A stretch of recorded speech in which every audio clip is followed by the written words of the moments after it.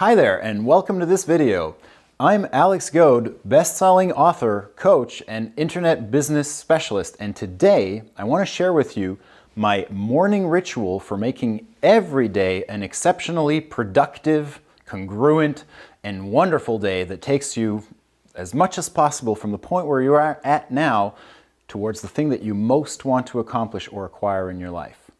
So, I call this ritual the 7x7 Morning Crush, and the reason why it has that name is because we're going to do 7 things, each of them for 7 minutes, which means that this is going to take 49 minutes in total. Actually, it'll take you a little bit closer to an hour because at the first step you're going to need a little bit of a cool down period after. Now, why do you want to do something like this? Here's why. It's because every day, the way that you need to look at this is that we go to bed at night, we wake up in the morning, and we're groggy, we're distracted, we're tired, we've got all sorts of things going on. And if you don't intentionally use a tool or something like this to get you off the ground and blast you through the stratosphere, out of the gravitational pull of the ordinary, the average, the boring, the distracted, the fearful, the doubtful, if you don't have intent, you're never going to get through it, and you're never going to string together great days. Listen, if you've ever had a great day, then you know what I'm talking about. A day where you wake up in the morning and you feel incredibly energetic, where your body's loose, your mind is happy, you feel confident, you know exactly what you need to do, and you feel sure that you're going to be able to do it. And then you go about and you get it done. And at the end of that day, you feel a certain sense of satisfaction that you didn't cop out, you actually got down to it and got it done. They say that a rocket leaving Earth burns something like 90% of its fuel just getting off the ground and getting through the gravitational pull of the Earth. Well, doing this little ritual here will get you into orbit quickly every single day so that you can become the master of your day, the master of your life, and the master of your destiny. All right, that being said, let's get started. Actually, no. Before we start, I want to make one incredibly important point. We live in the most stressed and distracted society that we have ever seen as human beings. There are so many demands on our time, on our attention, on our focus, that if we're not incredibly intentional about blocking out the exterior world, it just zooms right into your brain first thing in the morning. It starts making all sorts of ripples on the calm lake that used to be your mind. And the first thing that you know, you're not living your life, you're living someone else's life, you're living a distracted life, and all sorts of things are happening to you more by accident than by design. If you want to stop that from happening, here's what you must do. Imagine that your mind is like the surface of a perfectly calm lake. Well, by the end of the day, it's going to be pretty active. There's going to be waves, there's going to be all sorts of stuff going on. But here's what I invite you to do. Make sure that the first motion, the first wave, the first splash is created by your intention, your thought, your desire, the thing that you want to accomplish or get done in your life. How do you do that? Well, don't talk. Don't look at news. Get off that telephone. Don't even touch the telephone in the morning. Turn off your alarm and get to it. Don't go online, don't check social media. It's incredibly important that you keep your mind your own first thing in the morning right before you start this ritual. It'll all still be there when you're done, I promise. Okay, so step 1. Step 1 is we're going to exercise. The whole point of this ritual is to wake up your body, wake up your mind, wake up your spirit, and get all of that focused with incredible clarity on the number one thing that you need to get done that day. So the first part, and there's an important order to this, the first part is exercise. Because we wake up in the morning, we're kind of sluggish, we're a little bit stiff, heart rate's low, we're all gummed up. And if you're not careful, it may take you hours before you wake up and hit your stride. And some people just don't even hit their stride all day. You know, by the time they start feeling a little bit awake, they have lunch and they go straight back down. So, if you exercise first thing in the morning, and I'm not talking about half an hour or an hour, I'm not talking about killing yourself in the gym. I'm talking about doing something at home, under your control, that gets your blood pumping, your heart rate up, and The whole objective here is to get a couple of drops of sweat to form on your brow. All right, so you can do this between 7 and 15 minutes, depending on if you're going to do high intensity exercise or if you're going to do jogging or something like that. When the weather's good, I like to go for a little jog. Really, you need to find the thing that works well for you, and that's the right amount for you. You don't want to be huffing and puffing like crazy at the end of this because we've got a lot to do and we want to go about it quickly. So, first thing in the morning, probably within 15 minutes or so of waking up, go on and get that exercise done. That's really going to be the first stepping stone for everything to come. That's why also this step takes a little bit longer than 7 minutes, because sometimes you need more than 7 minutes to get into it, and then once you've gotten hot and you've sweat a little bit, you might need a couple of minutes of cool down time before you can really get on to the next step. Okay, but once we get to this step, once we get to step 2, here's what I want you to do. I want you to set your timer for 7 minutes, and I want you to set it on repeat, so that essentially every 7 minutes, that timer rings, and that's your signal to go from one activity to the next. And actually, this is a great practice in and of itself. Switching from one activity to another with no effort, no thought, no willpower being used up. So remember that as you're doing that, when you switch crisply and cleanly from one thing to another, you're practicing one of the most important skills that we can have in our modern world, which is switching your attention from one task to another easily. Okay, number 2. Number 2, we're going to meditate. So we've woken up our body, now it's time to take control of your mind. If you're like 99% of human beings out there, you wake up in the morning and you've already got thoughts in your head. You're already kind of going through your day. Maybe you're anticipating negative events that'll happen or positive ones, who knows. But the point is that we want to quiet things down as much as possible. We want to make it kind of like a virgin garden full of perfect soil without a single weed in it, so that then you can come along and plant exactly the seeds that you want in that garden. The way that we do that is by meditating.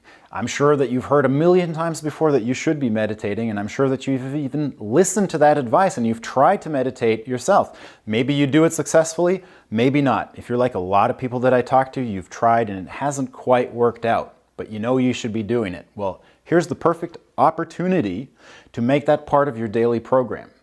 And you're going to do it for just 7 minutes. Choose the format that works best for you and just go with it. It doesn't matter if you feel like it's working or not. Just do it and it will be working. And every time that you meditate, I want you to imagine that you're putting a tiny little drop of water in your bucket of inner peace. You know, it might not feel like a drop is a lot, but if you put that drop in often enough, eventually you end up with some water in the bucket, and it really does make a significant difference.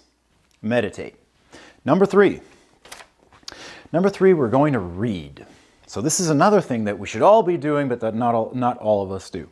But we're going to read with very specific intent. So we're not going to read on our phone, we're not going to read on the computer, because when you do that, you have all these distractions. You could go into email, you could check your Facebook, you could click on one of those nice flashy ads in the sidebar, and that's not what we want to do. We want to really keep our mind laser focused, and we want to actually focus it even more towards the accomplishment of the big, important goals that we have in our life. So it's important for you to know already at this point, what is it that you're trying to accomplish? Are you trying to build a great business? Are you trying to have amazing relationships? There's books on all of that. There's books that will inspire you, educate you, and bring you closer to your goal. So you should have that book open already at the page that you're going to read. When the timer rings at the end of meditation, you go straight into reading. 7 minutes of reading, you will be shocked at how planting that little seed of intent and greatness, because a lot of the books I hope you read great books, and I hope that you find great reading material. Planting that little seed of greatness is really going to speed you along and pull you towards the stuff that you want in your life. Read for 7 minutes. Next thing, you're going to journal. If you don't have a journal, buy a journal. This will absolutely change your life, one little step at a time. So, the way that I want you to journal, and again, you're going to do this for just 7 minutes, so you're not going to write a novel. What you're going to do, what I'll ask you to do is 3 things. The first thing that I want you to do is to write whatever thoughts or impressions come into your mind about the accomplishment of your biggest goal that day, your biggest goal that week, that month, or the biggest goal or objective that you have in your life at that moment. So if you're trying to build an amazing and very successful business, that's what you should be journaling about. Whatever thoughts come into your mind about that, journal about it. The next thing that I want you to do is, again, write down that day what you can do, the number one thing that you can do that day to move that goal along the most. And then write down what obstacles or challenges may come up, anything that could stop you from investing that proper amount of energy, time, and effort into the furthering of your big, best goal. Journal. The third step in journaling is I want you to write down 3 things that you're grateful for. It turns out, if you look at a whole bunch of scientific literature, that gratitude, feeling grateful, is like an antivirus against all the negative emotions that a human being can feel. If you want to have more in your life, more of anything, you need to already feel a certain sense of gratitude for the part that you already have. Because if you're not happy about the part that you have, then what is more going to be worth? It'll be worth exactly the same as what it's worth now. So if you value it, then having more is going to be more valuable. But if you don't value it, I think you get the point. Don't write long sentences about what you're grateful for. Just write it down very quickly, because the most important thing is not to write it, it's to feel it. So write it and then take just 30 seconds and try to summon inside of yourself the actual feeling of gratitude, so that it makes you kind of relax and go like, yeah, that's real good, I like that. Journaling. The next step is what's called the signal.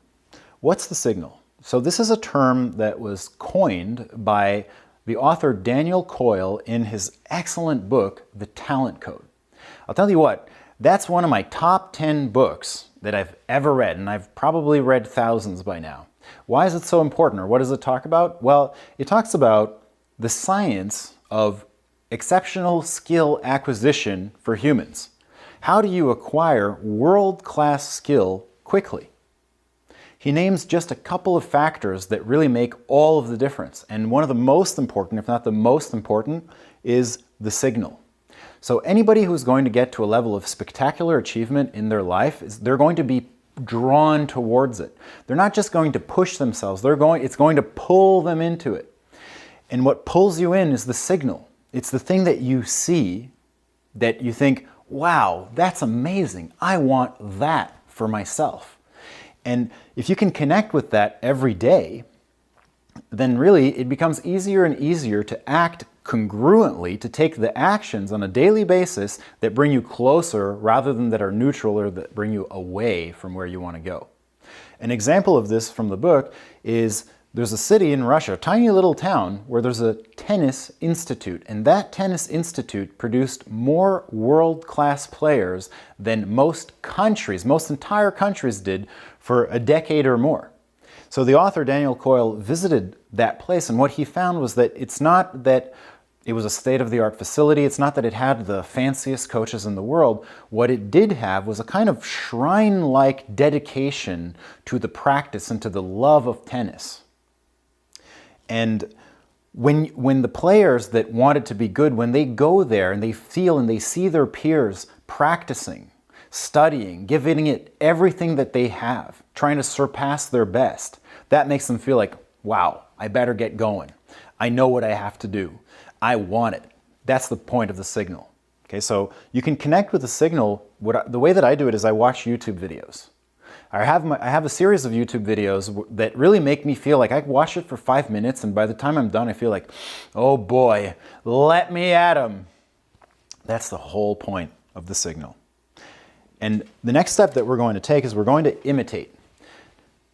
We're going to imitate what we just saw or witnessed in the signal. Now, I'm not telling you to copy anybody.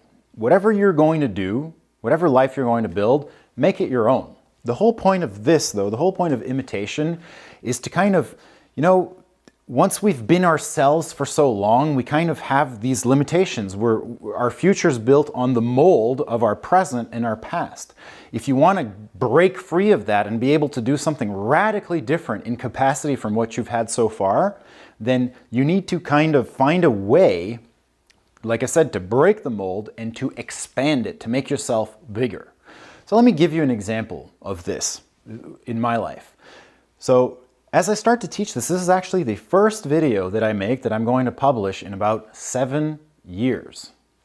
And even back then, I did quite a bit of public speaking, quite a lot of presenting, but I wasn't that great at it. I was okay, but I wasn't that great. And now, after 7 years, I lost all of that and I became, it became far harder for me to express myself, to make eye contact, to make the gestures, to pronounce properly, to intone with my voice the way that I wanted to. So I'd make these videos and they'd be flat and boring. I'd feel like, oh darn, is that really what I sound like? So I started imitating the best public speakers in the world, the ones that floated my boat. And when you're doing this imitation thing, you should be alone because it'll look kind of funny otherwise, and you should be totally ridiculously shameless. Which means that if you're practicing public speaking, you should speak twice as loud as what you just saw in the signal. You should make your hand and arm gestures gigantic. You should speak even more quickly. You should exaggerate the emotional content of what you're saying. Let's say that you're practicing singing because you want to be on the stage singing one day. Well, you sing as high as you can, sing as low as you can, sing softly. The whole point here is to not limit yourself to the normal limitations of who you are, but to break those limits and come out here so that you can explore a whole bunch of different ways of being, ways of feeling, ways of generating energy that you don't usually have access to, because that's how you're going to find your ultimate voice and your ultimate kind of unique contribution to what you're going to be doing. It's not by staying within your small self, it's going to be by expanding that self and being out there. That's where you're going to find the gold.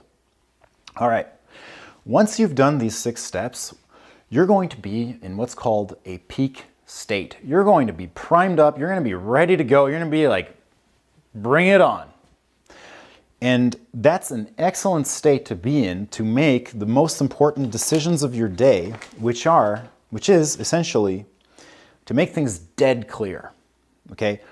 Every day is a unit of time. It's a unit of life. And what you do with that day, what you habitually do with your units of life is what it essentially transforms either your life into something neutral, something mediocre, or something absolutely exceptional. And once you've done all this, you're going to be so clear in your head, so focused in your heart, and you're going to feel so good in your spirit that you're going to think, what's the most important thing that I can do today that furthers my mission right now at this moment in my life the most? And you're going to write down that one thing as your essential for that day. And then you can have up to 3 priorities, but you should not have more because otherwise they fail to be priorities. The whole point of this segment here is to have down on paper a blueprint for how you're going to make that day great, how you're going to make it count, how you're going to be able to check off that box at the end of the day that says, did I really take a step towards my bigger and brighter future? Yes, I did. And that's going to make you feel great. That's going to make everything come full circle. All right, so that's the morning ritual. And I'd love the opportunity to actually walk you through it so that you do it while I walk you through it. And if that's something that would interest you, then I want you to enter your name and email in the box below that comes up when you click the link in the description. And I'm going to send you that eventually, and I'm going to send you a whole bunch of other good stuff, including more videos like this that help you further along your bigger and brighter future at warp speed. Hey, I don't know, maybe you've heard this speech from Al Pacino in this football movie that I can't quite remember the name of right now, but here's what he says essentially. He's the coach of a football team and I think they're losing and they got to go in there and make something happen. And he tells them that football is a game of inches. And it really is a game of inches. Inches is what separates you from getting that first down or turning the ball over to the other team. And inches is also what separates you from scoring that touchdown or not scoring it. And it separates you from victory and it separates you from failure. Well, I posit that the game of life itself is a game of inches. And the way that you gain those first few inches and you score that first down, first thing in the morning, every day like clockwork, morning ritual. I have a little challenge for you before I let you go. 7x7 Morning Crush. It's kind of a funny name. I'm not sure that I like it that much. So I invite you to help me come up with a better name and just post it in the comments below. And if I select the name that you came up with for this morning ritual, I will send you a cool prize for free. I don't know what it is exactly, but I guarantee you it's going to be cool and it's going to be valuable. So, thanks for listening. Again, I'm Alex Goad. I invite you to enter your name and email in the box below, to follow for some more, and listen, today counts. So comport yourself accordingly. Thanks for watching. I'll see you next time.